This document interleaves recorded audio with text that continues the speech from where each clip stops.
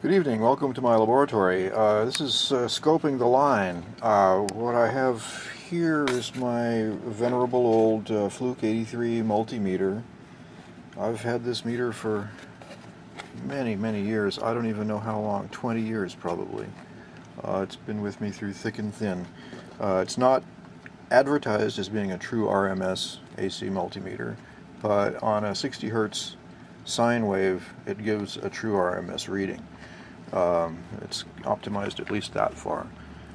Okay, so anyhow, I got it set to the AC setting, and let's just put it in auto range here.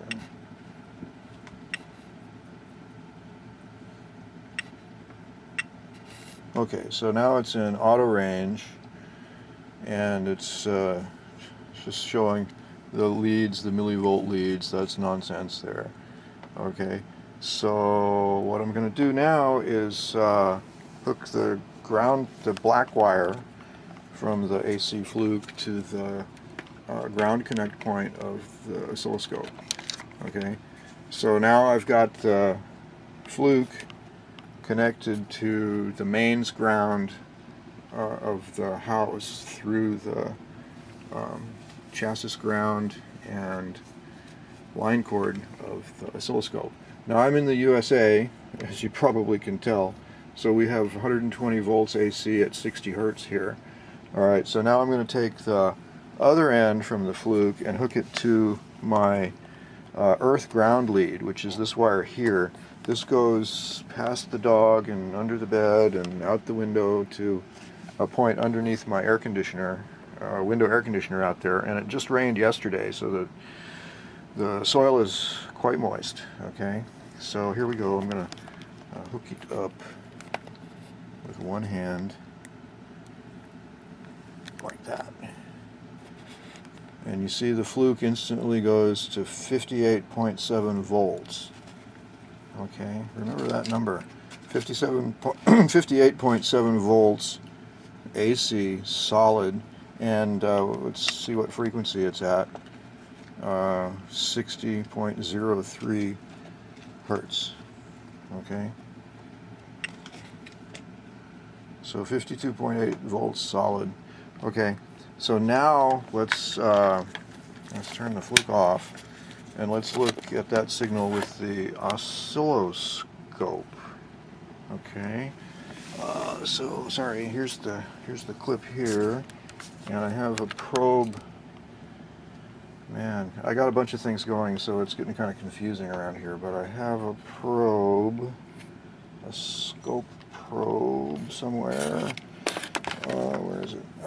Here it is up here. Okay, so we'll use the B channel of the scope. If I can untangle the probe.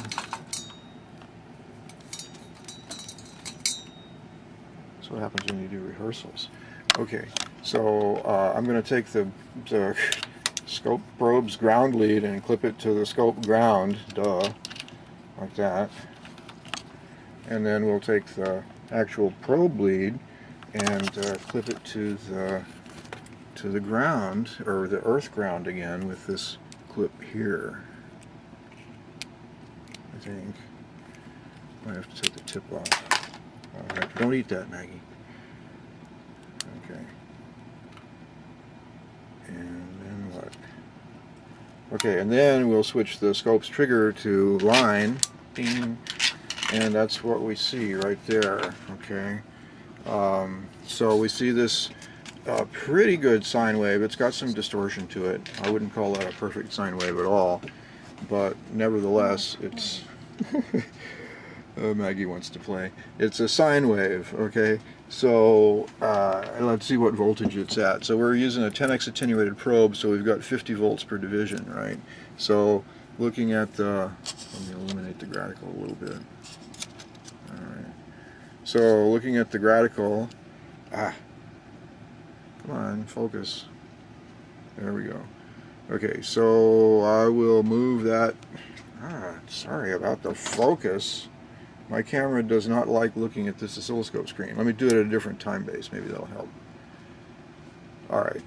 So, We want to find out what that voltage is. So I'm going to move it down so that one of the peaks is right on a gradical marker. So let's go 1, 2, 3, and 3 2/5 there at 150 volts per division, and that comes out to 170 volts, right?